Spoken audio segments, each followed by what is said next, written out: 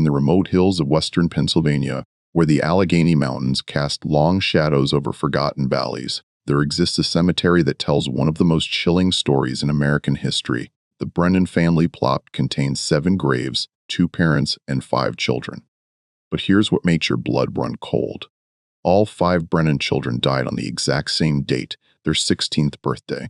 Between 1847 and 1863, each child reached this milestone only to vanish without a trace. Their bodies found days later under circumstances so disturbing that local authorities buried the reports for over a century. The pattern was so precise, so methodical that it defied every rational explanation the community could muster. What really happened to the Brennan children has remained one of Pennsylvania's darkest secrets, hidden in county records that were mysteriously sealed until 1987. Before we continue with the story of the Brennan family and uncover the truth behind these impossible deaths, I need you to help us grow this community of mystery seekers. Hit that subscribe button and let me know in the comments what state or city you're listening from. You might be surprised to learn how many dark secrets your own hometown harbors. The truth behind what happened in Ligonier begins with understanding that some families carry burdens that span generations and some debts demand payment long after those who incurred them have turned to dust.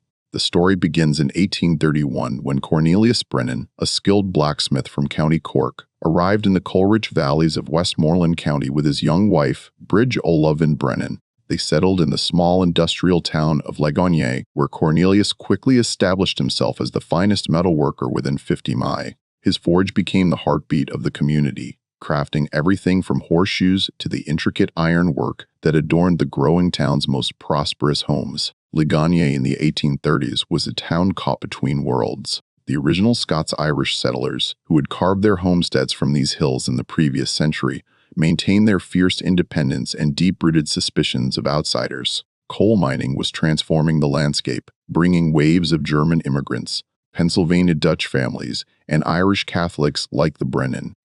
The social tensions were palpable.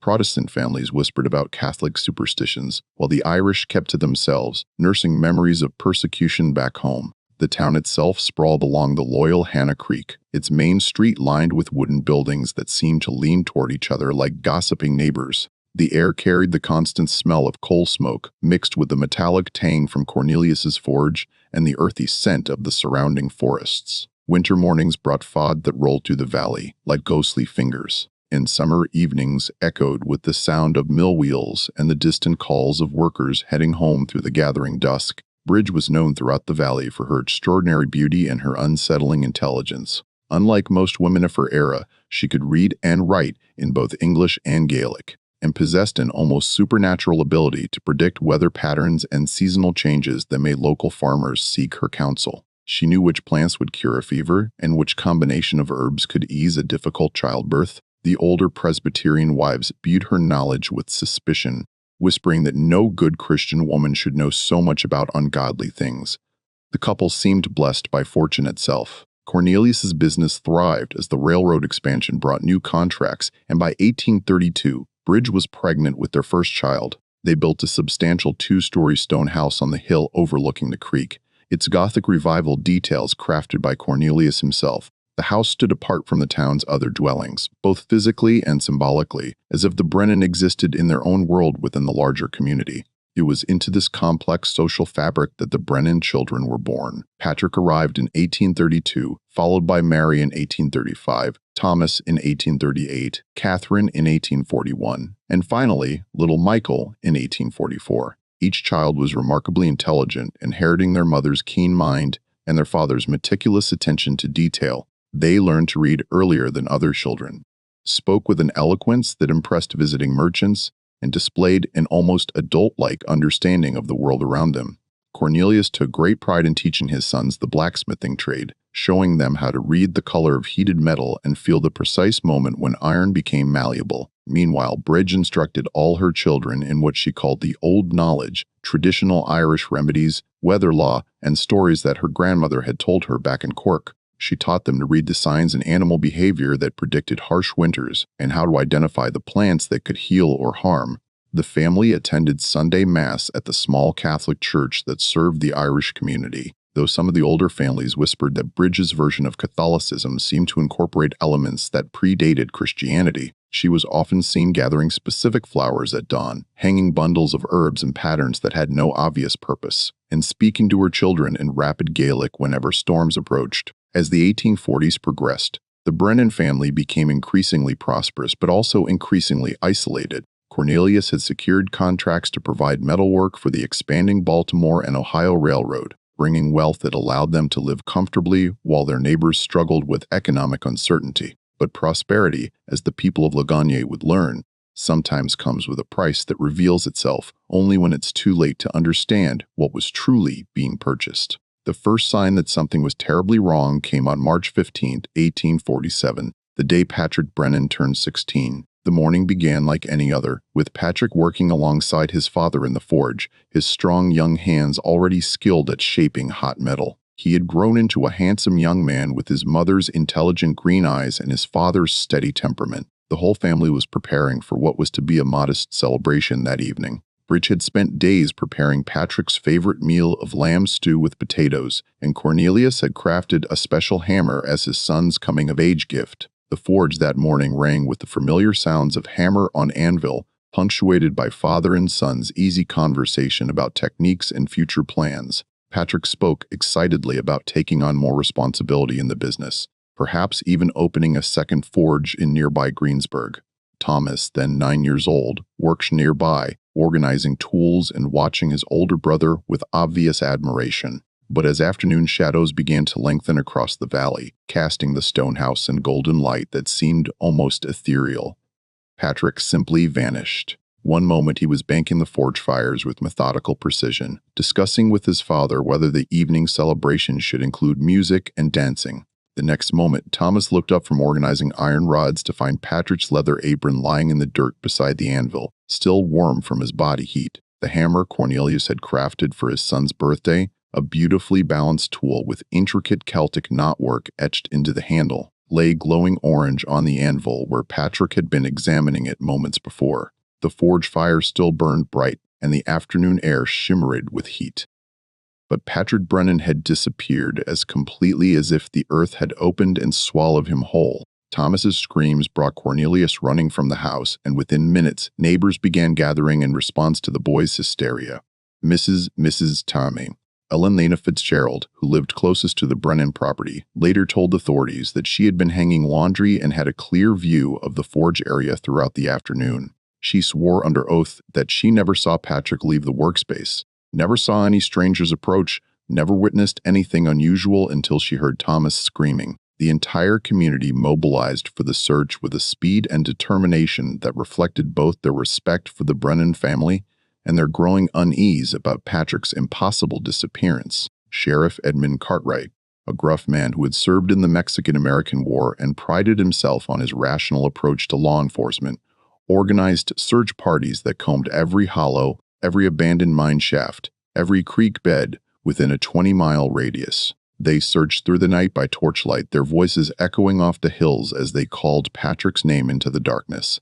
The search parties included men from every family in Ligonier, regardless of their religious or ethnic differences, Protestant and Catholic, Irish and German. Working together with grim determination, women prepared food and hot coffee for the searchers, while older children helped by carrying messages between the various teams. On the second day, they expanded the search to include the old Seneca trails that wound through the mountains.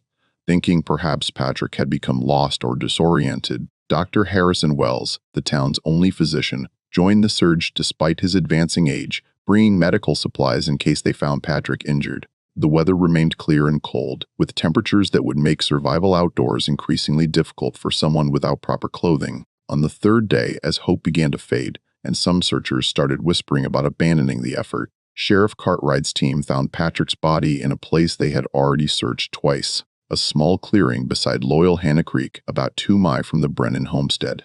The clearing was unremarkable except for its perfect circular shape and the fact that no trees grew within its boundaries, leaving it open to the sky like a natural amphitheater. What they found there defied every natural law and rational explanation that these practical, hard-working people had ever encountered. Patrick lay on his back in the exact center of the clearing, his arms folded across his chest in the manner of a corpse prepared for burial by a loving undertaker. His clothes were immaculate, showing no signs of struggle, dirt, or even dew, despite having lain outdoors for 3 days of fluctuating temperatures and moisture. His face was peaceful, almost serene, with the hint of a smile playing at the corners of his mouth, as if he had died while experiencing some beautiful dream. But his eyes were wide open and completely white. The pupils and irises had somehow vanished, leaving only the sclera visible like polished marble orbs that reflected the afternoon sky with unnatural clarity. Dr. Wells examined the body with growing bewilderment and documented every detail with the methodical precision of a man trained in scientific observation. Patrick's skin showed no signs of violence, disease, or exposure. His hands were clean and uncalloused, as if he had never worked a day in the forge, though everyone knew he had been laboring beside his father just hours before his disappearance. His heart had simply stopped beating, but there was no medical explanation for why a healthy 16-year-old would die so suddenly and completely. Even more disturbing was the condition of the clearing itself. Every blade of grass within a perfect 15-foot circle around Patrick's body had died, turning brown and brittle overnight, as if touched by an instant autumn frost. The dead vegetation formed such a precise geometric pattern that it appeared to have been measured and marked by some meticulous supernatural surveyor. Sheriff Cartwright ordered the body moved to the church for viewing and funeral preparations. But something extraordinary happened that challenged the religious foundations of the entire community. Father McDermott, the Irish priest who had baptized Patrick 16 years earlier and watched him grow into a fine young man, found that he could not bring himself to enter the room where the boy's body lay. The priest described feeling an overwhelming sense of dread and nausea whenever he approached the threshold, as if some invisible force was pressing against his chest and filling his lungs with ice water. His hands would shake uncontrollably, and he experienced what he later described as the sensation that I was walking toward my own grave. Eventually, after 3 failed attempts to perform his pastoral duties, Protestant minister Reverend Samuel Fletcher had to conduct the funeral service, though he later confided to friends that he had never felt such an oppressive atmosphere during any religious ceremony in his 30 years of ministry. The entire town attended Patrick's funeral, creating a procession that stretched from the church to the cemetery on the hill overlooking Ligonier. But what people remembered most vividly, what they discussed in hushed voices for years afterward, was Brennan's reaction to her son's death. Instead of the grief-stricken wailing that would have been expected from an Irish mother who had lost her firstborn, she stood silent and composed throughout the service, her green eyes fixed on some distant point beyond the gathered mourners. When well-meaning neighbors approached to offer comfort and asked how she was bearing such a tragedy, Bridge replied in a voice barely above a whisper, her Irish accent more pronounced than usual. He was the first. For more must follow before the debt is paid. The words sent a chill through everyone who heard them, though none could understand what debt she meant or why she spoke with such certainty about future tragedies that no rational person could predict. Those words haunted Ligonier for the next 3 years, echoing through conversations and dreams, like a prophecy that no one wanted to believe but couldn't quite dismiss. People began to watch the Brennan family with a mixture of sympathy and unease, noting changes in Bridge's behavior that seemed to confirm their growing suspicions that she possessed knowledge about her son's death that she refused to share. The changes in Bridge were subtle but unmistakable. Her auburn hair, which had been her pride and the envy of women throughout the valley, developed a single streak of pure white running from her left temple to the base of her neck. When neighbors commented on this striking change, she claimed to have no memory of how or when it had appeared, touching the white streak with confusion, as if seeing it for the first time. More disturbing were her eyes. The bright green irises that had once sparkled with intelligence and warmth began to fade, taking on a grayish cast that made it difficult to meet her gaze directly. She started spending hours sitting in the clearing where Patrick's body had been found, carrying on what appeared to be one-sided conversations with the circle of dead grass that still marked the spot where her son had died. Local children reported seeing her there during thunderstorms, standing in the center of the dead circle with her arms raised to the sky, speaking rapidly in Gaelic while rain soaked through her clothes. When asked about these visits, Bridget Hay would only say that she was keeping the connection strong and making sure the others understand what's expected. The whispers grew louder when exactly 3 years later, on March 15, 1850, 18-year-old Mary Brennan disappeared under circumstances that were identical in every detail to her brother's vanishing. Mary had been helping her mother with the household accounts that morning, displaying the mathematical skills that had impressed even Jeremiah Whitfield, the town's bank manager. She was known throughout the valley as a young woman of exceptional beauty and intelligence, already being courted by the sons of three of Ligonier's most prominent families. But at precisely 3017 in the afternoon, the exact time Patrick had vanished 3 years earlier, Mary stepped out of the house to hang laundry on the line and was never seen alive again. Her younger brother Thomas, now 11, was playing in the yard when she disappeared. He later told authorities that he had been watching her pin sheets to the clothesline when she suddenly paused, tilted her head as if listening to something he couldn't hear, and then walked purposefully toward the woods without saying a word. The search followed the same pattern as before, but this time the townspeople searched with growing dread rather than hope. They knew with the certainty that comes from witnessing the impossible once before that they would find Mary in the same clearing beside loyal Hannah Creek. The search parties moved more slowly, reluctant to discover what they were certain they would find, yet unable to abandon the ritual of looking for someone they knew was already dead. They found her exactly where they expected, lying in the exact spot where Patrick had been discovered, her arms folded across her chest, her eyes white and sightless, surrounded by the same 15-foot circle of dead grass. But the circle had grown more defined, more perfectly geometric, as if each death refined and strengthened whatever force was claiming the Brennan children.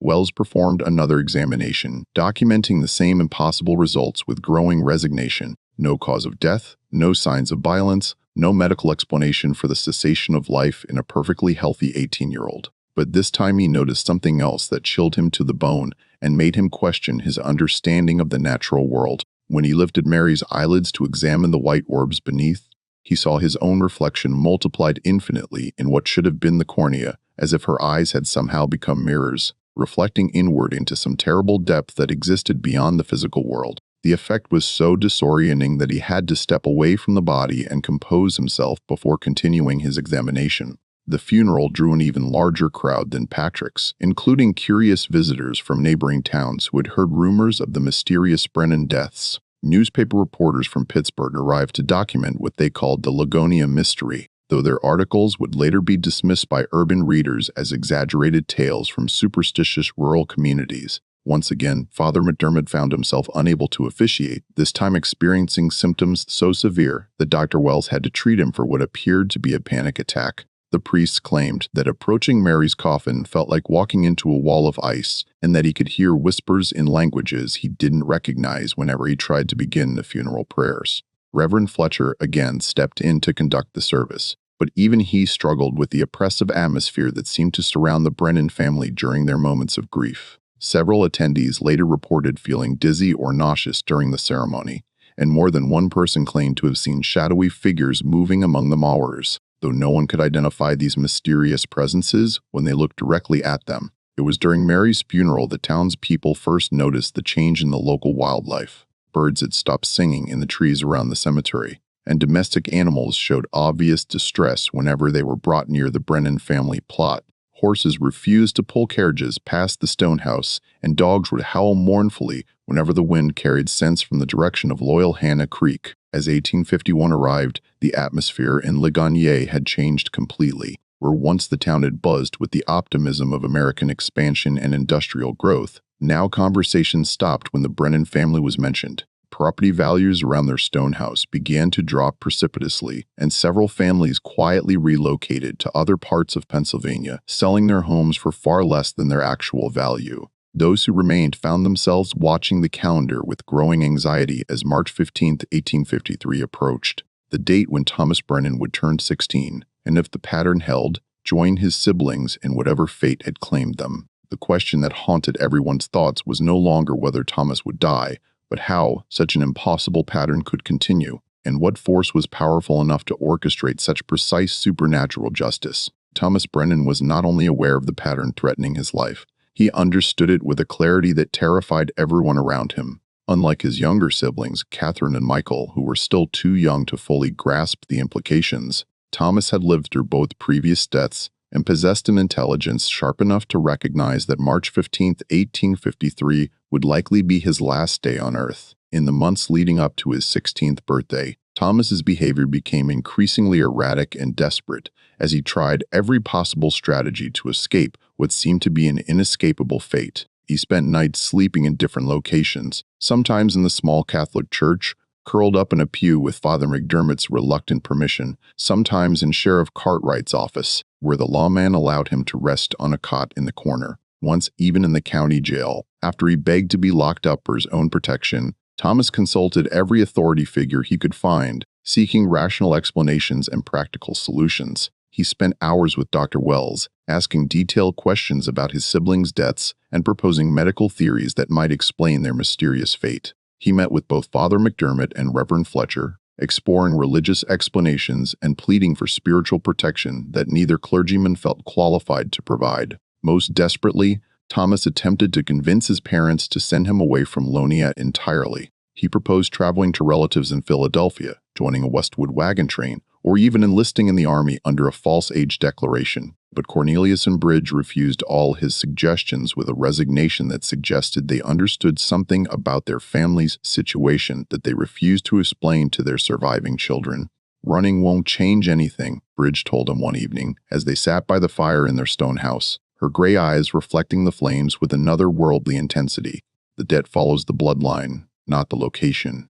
Better to face it here where at least we know what to expect than to die alone among strangers who won't understand what's happening." Sheriff Cartwright, now a haunted man whose inability to solve the previous disappearances had aged him far beyond his years, agreed to place Thomas under protective custody for the week surrounding his birthday. The arrangement reflected both his genuine desire to save the boy and his professional need to finally solve a mystery that was destroying his reputation and his peace of mind. Thomas was locked in the most secure cell in the county jail, a stone-walled chamber with a single small window and a door that required two separate keys to open. Two deputies maintained constant watch, working in shifts to ensure that Thomas was never alone and that no one could approach him without their knowledge. The cell was searched daily for any items that might be used for self-harm, and Thomas's food was prepared and delivered by the sheriff's own wife to eliminate any possibility of poisoning. But the precautions proved useless against whatever force was claiming the Brennan children with such methodical precision.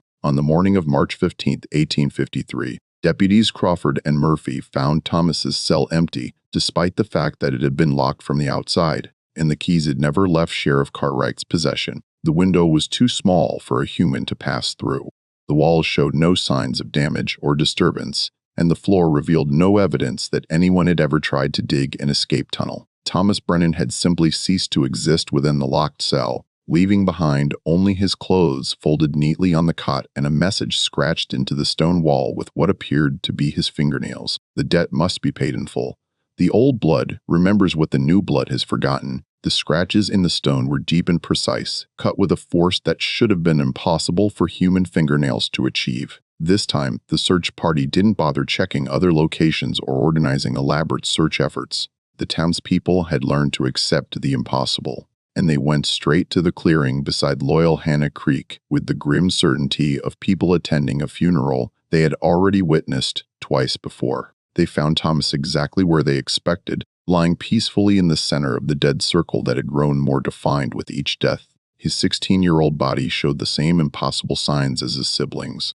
The white eyes, the peaceful expression, the complete absence of any medical explanation for his death. But Thomas had left something behind that the others had not. Clutched in his right hand was a small piece of parchment covered with symbols that looked like a mixture of Irish Ogham script and something far older and more primitive. Dr. Wells carefully documented every detail of Thomas's condition, noting that the dead circle had expanded to nearly 20 feet in diameter and that strange plants were beginning to grow around its perimeter, species that he didn't recognize and couldn't identify in any of his botanical references. When he tried to remove the parchment from Thomas's hand to examine it more closely, the paper crumbled to dust at his touch, leaving only faint traces of the strange symbols burned into the boy's palm like brands. Father McDermott, despite his previous reluctance and the physical distress that approaching the Brennan deaths caused him, forced himself to examine the marks on Thomas's hand before the funeral. He later wrote in his private journal that the symbols were older than Christ, older than Rome,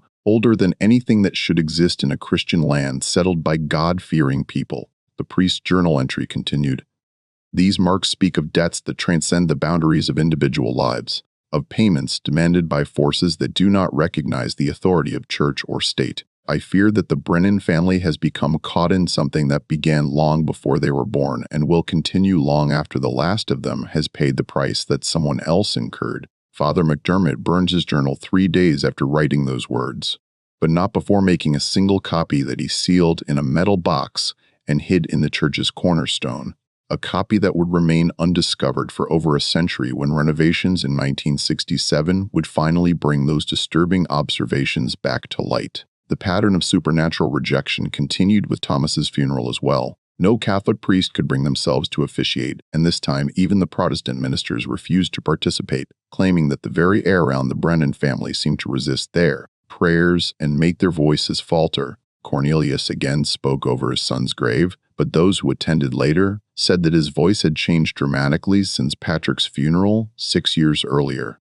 It now carried an echo, as if he were speaking from the bottom of a deep well, and his words seemed to hang in the air longer than natural acoustics should have allowed. Bridge stood beside him, her streak of white hair now broader and her eyes completely gray, watching the proceedings with an expression that suggested she was seeing something that existed beyond the visible world. After Thomas's funeral, the nature of the whispers in Ligonier changed completely. Where once people had speculated about possible rational explanations, poison, disease, hidden murder, family madness, now they spoke in hushed tones about curses, ancient debts, and forces that predated the Christian settlement of Pennsylvania. The town's Presbyterian minister, Reverend William Mulloud, began researching the pre-colonial history of the loyal Hannah Creek Valley, spending his own money on correspondence with scholars at Yale and Harvard who specialized in Native American history and European folklore. What Reverend Mulloud discovered in dusty archives and through careful interviews with elderly Seneca living on reservations in New York would provide the first rational explanation for the supernatural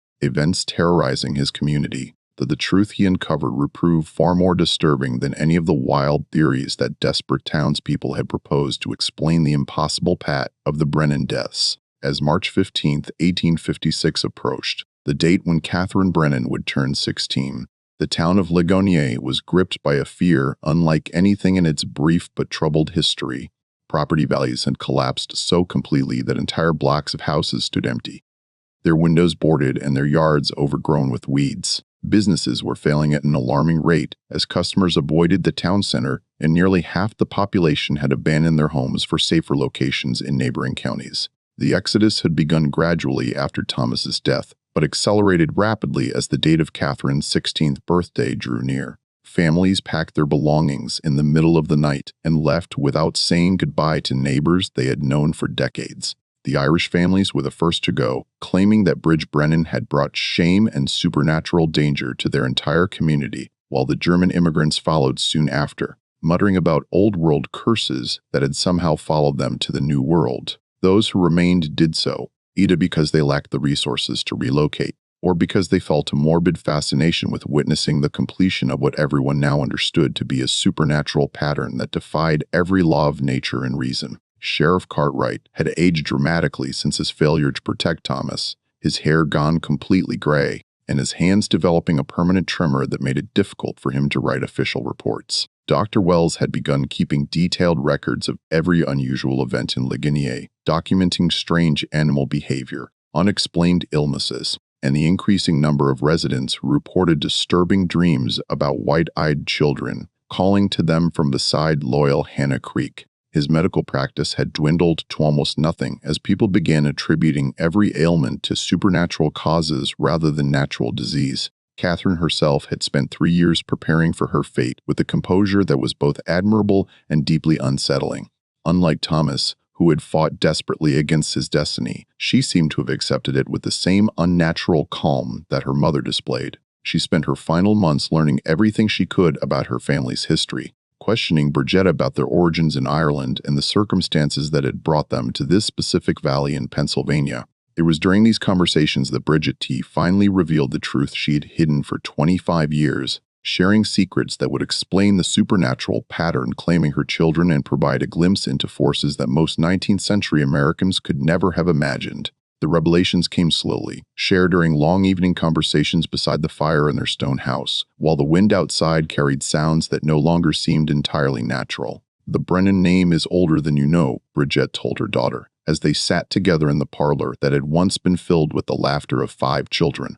"We are not simply Irish immigrants seeking a better life in America. Our bloodline carries responsibilities that were placed upon us centuries ago, debts that must be paid regardless of our personal wishes or desires." Bridge explained that their family descended from a line of Druids who had fled Ireland during the English persecutions of the 17th century, carrying with them ancient knowledge and obligations that connected them to forces older than Christianity. Cornelius himself was unaware of his wife's true heritage, believing he had married a simple Catholic girl whose only unusual trait was her skill with herbal remedies. "But the land knows," Bridget continued, her gray eyes reflecting the firelight with an intensity that made Catherine shiver despite the warmth of the room. "The earth remembers every drop of blood spilled upon it, every injustice committed, every debt incurred."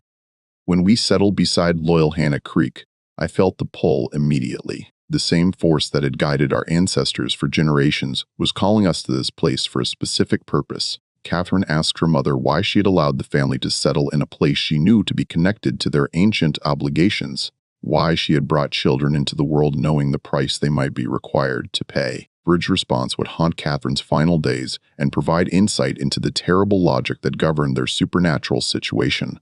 "Because the debt was not created by us, but it could only be paid by us," Bridget explained. "Our bloodline carries the spiritual energy necessary to balance an injustice that was committed nearly a century ago in this very valley. If we had tried to run, if we had refused our obligations, the debt would have followed us wherever we went and demanded payment under circumstances far more terrible than what we face here." She revealed that their arrival in Ligonier had not been coincidental.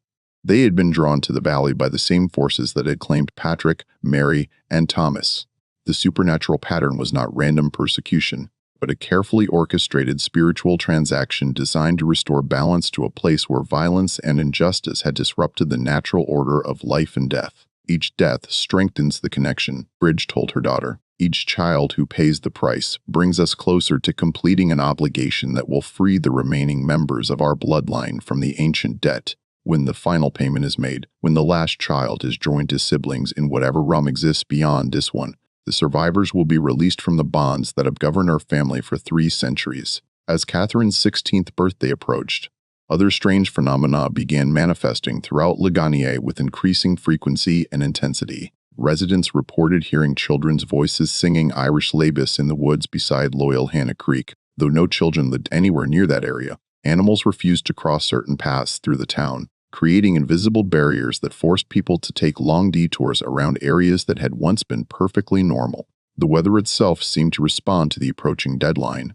Temperatures fluctuated wildly from day to day, with spring warmth suddenly giving way to winter cold that killed early flowers and left ice formations in patterns that resembled Celtic knots. The wind carried scents that had no identifiable source, burning peat that reminded older Irish residents of their homeland, and something else underneath that smelled like ancient earth and very old bones. Just when we thought we'd seen it all, the horror in Ligonier intensifies to levels that challenge everything we think we know about the natural world. If this story is giving you chills, share this video with a friend who loves dark mysteries. Hit that like button to support our content, and don't forget to subscribe to never miss stories like this. Let's discover together what happens when Catherine Brennan faces the same fate that claimed her 3 siblings. On the morning of March 15, 1856, Catherine Brennan rose before dawn and dressed in her finest clothes, a white dress that Bridget had been sewing for months in preparation for this day. The dress was unlike anything seen in Ligonier before, incorporating traditional Irish patterns with symbols that seemed to blend Celtic designs with something far more primitive and ancient. Instead of trying to flee or hide like Thomas had done, Catherine spent her final hours visiting every remaining family in Ligonier, saying goodbye to the people who had watched her grow from a child into a young woman of extraordinary grace and intelligence. Her visits were brief but memorable. She thanked each family for their kindness to the Brennan, asked forgiveness for any disruption their supernatural situation had caused the community, and left behind small gifts that she had been preparing for weeks. Her final stop was the home of Dr. Wells, where she asked him to promise that he would continue documenting the deaths in her family, no matter how inexplicable they seemed to rational medical understanding. "Someone must bear witness," she told him, her voice carrying the same echo that had begun affecting her father's speech. "Someone must remember that we lived, that we loved, that we were more than just the sum of this terrible pattern that has claimed us." At exactly 3017 in the afternoon, the precise time when each of her siblings had vanished, Catherine walked calmly out of Ligonier and toward Woyalhanna Creek, following the path that had become as familiar to the townspeople as the route to their own cemetery. Dozens of remaining residents followed at a respectful distance, creating a somber procession that stretched for nearly a quarter-mile along the creek path. The scene that unfolded in the clearing beside Loyalhanna Creek on March 15, 1856, would be seared into the memories of everyone who witnessed it, creating accounts that would be passed down through generations of Ligonier families like a shared nightmare that refused to fade with time. Catherine entered the clearing with the dignity of a young woman attending her own wedding rather than her own death. The circle of dead grass had continued to expand with each previous death and now measured nearly 25 feet in diameter, its edges so perfectly geometric that they appeared to have been drawn with mathematical instruments. Strange plants had grown around the perimeter, species that Dr. Wells would later identify as varieties that had been extinct in Pennsylvania for over a century. The gathered crowd watched in silence as Catherine walked to the exact center of the clearing and knelt down, her white dress spreading around her like the petals of some funeral flower. She folded her hands in her lap and began speaking in what sounded like Irish Gaelic, though several of the older Irish residents later claimed that her words contained elements of languages far older than anything they had ever heard. For 17 minutes, nothing visible happened. Catherine knelt in the center of the clearing, appearing to pray or meditate peacefully in the afternoon sun, her voice carrying across the valley in a rhythmic chant that seemed to harmonize with the wind moving through the surrounding trees. The gathered crowd held its collective breath, some praying silently, others simply watching with the fascination of people witnessing something that would redefine their understanding of reality. Then, at exactly 34 p.m., every person present heard the same sound, a low, mournful cry that seemed to rise from the earth itself, like the voice of the valley lamenting another life claimed by ancient justice. The sound was unlike anything in their experience, neither animal nor human, but carrying within it echoes of grief that seemed to encompass centuries of accumulated sorrow. As the cry faded, Catherine's body underwent the same transformation that had claimed her siblings. Her eyes turned the familiar white, her face took on the peaceful expression of someone experiencing a beautiful dream, and her heart simply stopped beating. But unlike Patrick, Mary, and Thomas, whose deaths had been discovered after the fact, Catherine's passing occurred before witnesses who would carry the memory of her final moments for the rest of their lives. What made Catherine's death even more disturbing was that her lips continued moving for nearly an hour after her heart had stopped beating, forming silent words that several witnesses claimed they could understand, despite being unable to hear any sound. Dr. Wells, who had positioned himself close enough to observe these final communications, later reported that Catherine seemed to be speaking in multiple languages: English, Irish, Gaelic, and something that sounded like no human tongue he had ever encountered. Several members of the crowd claimed they could interpret fragments of what she was saying, apologies to the community for the disruption her family's situation had caused, explanations about debts and obligations that transcended individual lifetimes, and most disturbing of all, detailed descriptions of how and when young Michael Brennan would complete the pattern 7 years in the future. The supernatural phenomena surrounding Catherine's death were more intense than anything that had accompanied the previous tragedies. The circle of dead grass expanded immediately to a diameter of 30 feet, and within that boundary, the temperature dropped by at least 20 degrees, creating a visible frost that formed intricate patterns resembling Celtic knots and symbols that no one could identify. More disturbing still were the shadows that seemed to move independently of their sources within the expanded circle. Witnesses reported seeing figures that appeared to be children dancing around Catherine's kneeling form, though when they looked directly at these apparitions, nothing was visible except shifting patterns of light and darkness that hurt their eyes to observe for more than a few seconds. The death of Catherine Brennan marked a turning point in the supernatural siege of Ligonier that went far beyond the pattern established by the previous deaths. Unlike the earlier tragedies, which had been followed by periods of relative calm, Catherine's passing seemed to intensify the otherworldly presence that had claimed the valley. as if her death had opened a doorway that allowed forces from beyond the physical world to exert greater influence over the realm of the living. Over the following weeks, residents reported phenomena that challenged every rational explanation their practical minds could devise. Animals throughout the valley began behaving in ways that defied their natural instincts. Domestic cats refused to hunt mice. Dogs howled continuously during daylight hours, and horses would only travel in perfectly straight lines, refusing to follow curved roads or paths that might take them near the clearing beside Woyalhanna Creek. The weather patterns became increasingly erratic and unnatural. Rain fell in geometric patterns that left some areas completely dry while saturating others only feet away. Snow appeared during warm afternoons and melted upward instead of downward, creating visual effects that made witnesses question their own sanity. Most unsettling of all was the sound of children laughing that could be heard coming from the clearing during the darkest hours of the night, accompanied by what sounded like traditional Irish dancing music played on instruments that created melodies unlike anything heard in the physical world. Cornelius Brennan, who had maintained his stoic composure through the loss of 3 children, finally broke completely after Catherine's funeral. Neighbors found him in his forge 3 days later, having systematically destroyed every piece of metalwork he had ever created. His hands bloodied from beating his fists against the anvil where his children had once learned their father's trade. The tools that had been his pride and livelihood lay twisted and broken around the workspace, transformed into abstract sculptures of grief and rage. When Dr. Wells examined Cornelius, he found that the man's eyes had developed the same grayish cast as his wife's, and he spoke only in fragmented sentences about paying debts and finishing what was started. His voice carried the same otherworldly echo that had affected his speech during Thomas's funeral, but now the effect was so pronounced that his words seemed to come from multiple sources simultaneously, as if he were somehow speaking in harmony with voices that existed in other dimensions. Bridge had undergone an even more dramatic transformation.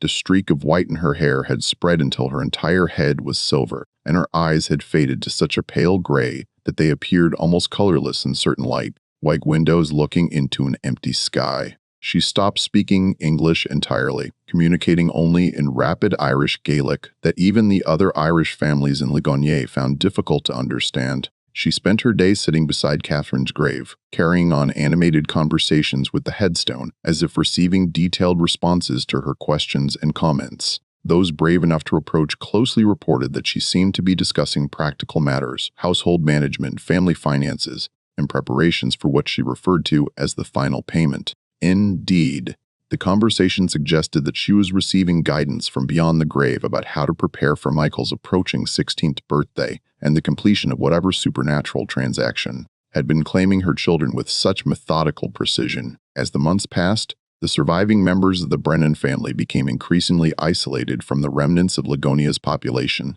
Cornelius abandoned his blacksmith shop entirely, and the forge fires that had burned continuously for over 20 years finally went cold, leaving the stone building silent and empty, like a monument to a vanished way of life. Young Michael, now 12 years old and acutely aware that he had 4 years until his 16th birthday, began displaying symptoms that went far beyond normal childhood anxiety about mortality. He aged rapidly during this period, developing gray streaks in his dark hair and lines around his eyes that made him look decades older than his chronological age. His voice changed as well, taking on the same echoing quality that affected his parents, though in his case, the effect created harmonies that sounded almost musical. The boy stopped sleeping for days at a time, claiming that closing his eyes brought visions of his siblings calling to him from the clearing by the creek, showing him glimpses of whatever realm they now inhabited and describing the role he would play in completing their family's supernatural obligations. When exhaustion finally forced him to rest, neighbors reported hearing him carry on detailed conversations with invisible companions throughout the night.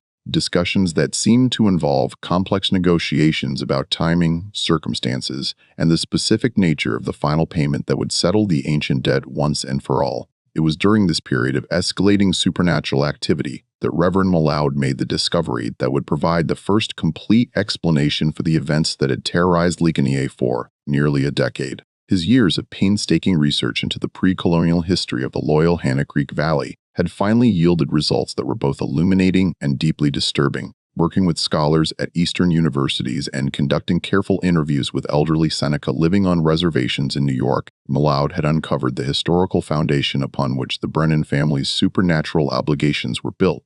The revelation would forever change how the people of Ligonier understood their valley and the forces that govern life and death within its boundaries. In 1754, nearly a century before the Brennan family's arrival in Pennsylvania, a group of Scots-Irish settlers had established a temporary camp beside Loyal Hannah Creek while scouting locations for permanent homesteads. The camp was attacked by a war party of Seneca warriors who viewed the European presence as a violation of sacred ground that had been used for spiritual ceremonies for countless generations. The attack resulted in 17 colonist deaths, but not before the settlers had managed to capture 5 Seneca warriors, including a young shaman named Gwasuta, who was said to possess extraordinary spiritual powers that connected him directly to the forces that govern the natural world. In their fear and rage, the colonists executed all 5 captives in the clearing beside the creek, believing that eliminating the spiritual leadership of the war party would prevent future attacks.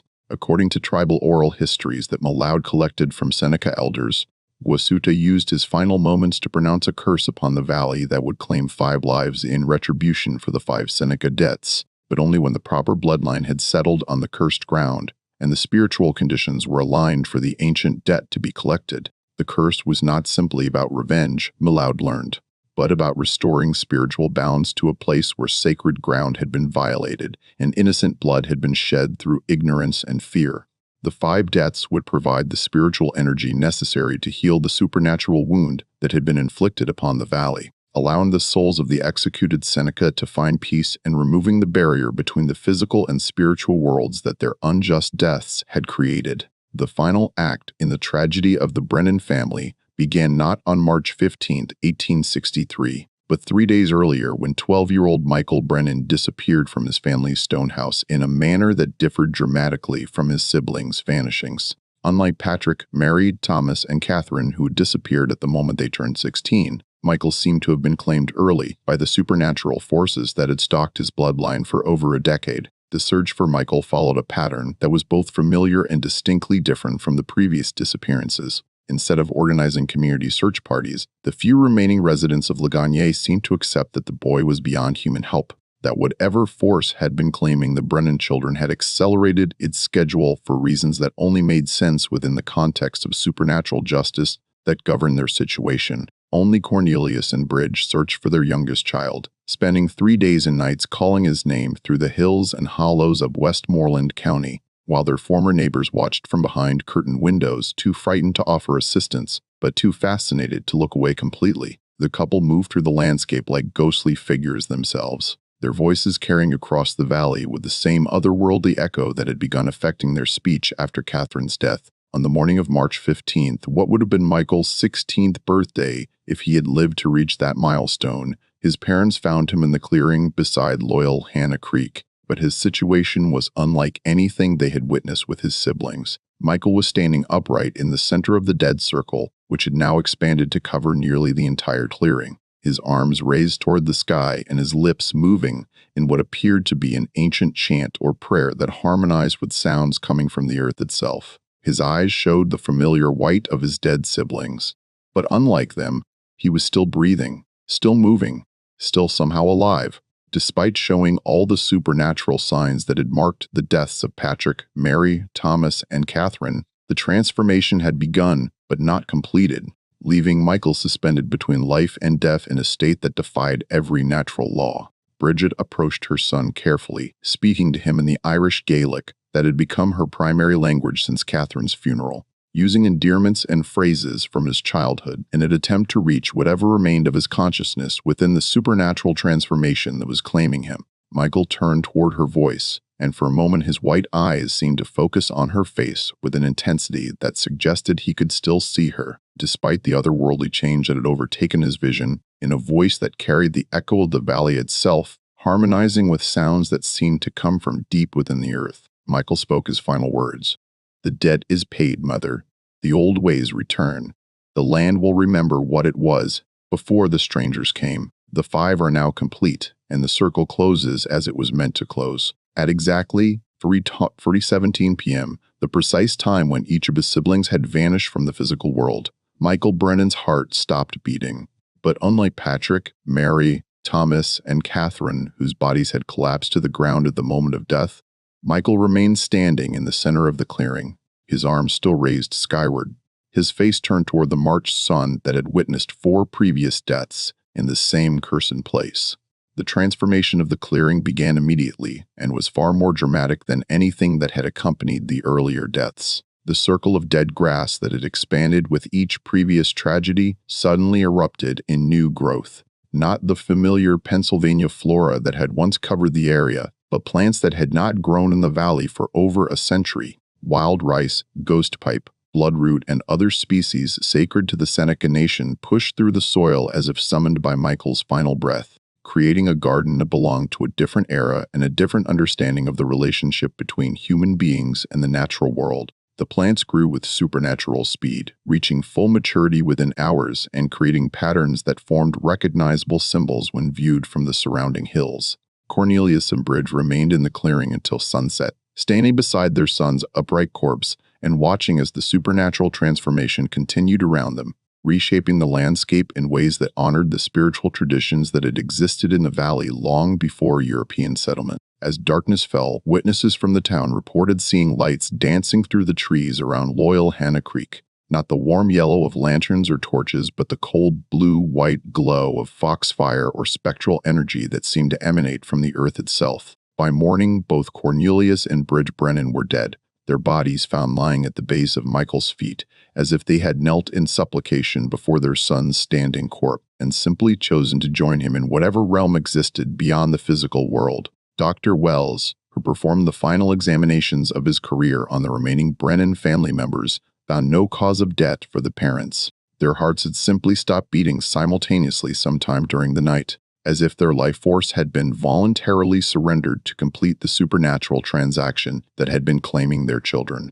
The funeral for the final 3 members of the Brennan family drew visitors from as far away as Pittsburgh and Philadelphia, including newspaper reporters, spiritualists, academic researchers, and curiosity seekers who hoped to document the conclusion of what had become known throughout Pennsylvania as the Ligonier curse. Representatives from major newspapers arrived to cover what they expected to be the final chapter in a story that had captured the imagination of readers throughout the eastern United States. But when the funeral procession arrived at the clearing to collect the bodies for burial, they found only Michael still standing in the center of the supernatural garden that had grown around him. Cornelius and Bridge had vanished, as completely as if they had never existed, leaving behind only their clothes and the lingering scent of burning peat that reminded witnesses of the bogs of rural Ireland and carried with it associations of ancient rituals and older ways of understanding the relationship between life and death. Michael's body was eventually moved to the town cemetery, where it was buried in a grave beside his siblings in a ceremony that drew observers from across Pennsylvania and neighboring states.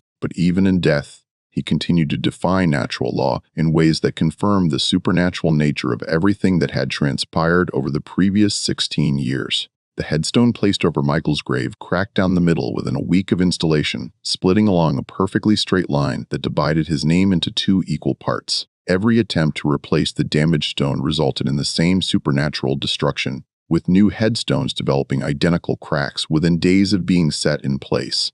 Eventually, the cemetery authorities gave up and left Michael's grave unmarked, though visitors to the site report that the spot remains clearly visible even today. The grass grows in a perfect spiral pattern that can be seen from several hundred feet away and continues to grow regardless of weather conditions or seasonal changes. The town of Ligonier never recovered from the 16-year ordeal that had claimed the Brennan family and transformed their peaceful valley into a place where the boundary between the natural and supernatural worlds had been permanently altered. By 865, more than 3/4 of the population had relocated to other parts of Pennsylvania, abandoning homes and businesses they had spent decades building, rather than continue living in a place where such impossible events could occur.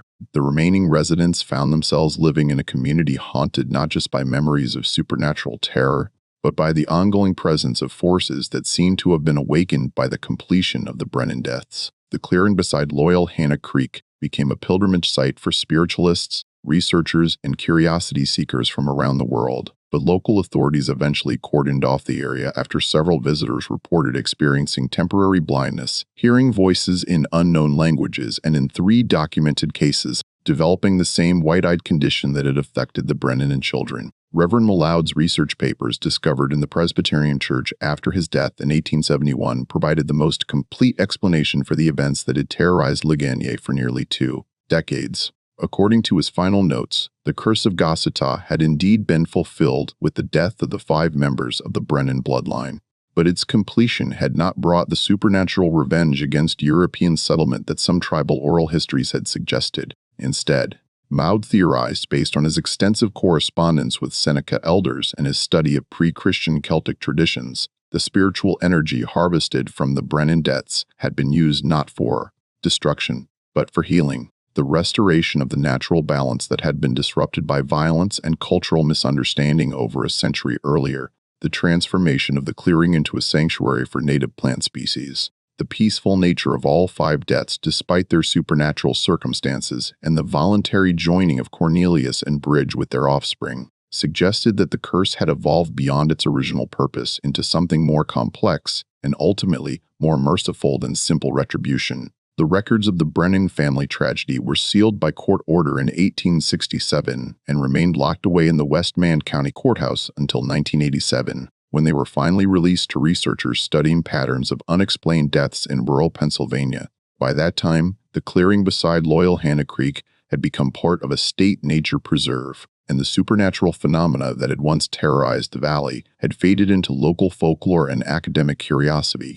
But the questions raised by the Brennan family's fate continued to challenge our understanding of the forces that govern life and death, justice and retribution, in ways that transcend the boundaries of rational explanation. How could 5 healthy children die at exactly the same age, at precisely the same time of day, in the exact same location with no medical explanation for their deaths? What power could orchestrate such a precise pattern of supernatural justice across nearly 2 decades? And most disturbing of all, how many other families might be carrying similar debts that were incurred by ancestors they never knew in places they'd never been, for crimes they never committed? The story of the Brennan family reminds us that some obligations transcend individual lifetimes, that actions taken in one generation can echo through centuries to demand payment from those who never knew they owed anything at all. They paid a price that had been set before they were born, in a land their ancestors never knew, for injustices they never committed, but that their bloodline was somehow required to balance. This mystery shows us that the past is never truly past, that the ground beneath our feet remembers everything that has happened upon it, and that sometimes the only way to heal old wounds is through sacrifices that seem impossibly cruel to those who are required to make them. What do you think of this story? Do you believe that ancient curses can reach across centuries to claim modern victims? Or was there a rational explanation for the impossible deaths that claimed 5 children on their 16th birthdays? Could the Brennan family have escaped their fate if they had made different choices, or were they bound by forces too powerful for human will to overcome? Leave your comment below and let us know what you think really happened in the hills of western Pennsylvania. If you enjoyed this tale and want more stories that explore the dark corners of American history, subscribe, hit the notification bell, and share with someone who loves mysteries that challenge everything we think we know about the world. See you in the next video.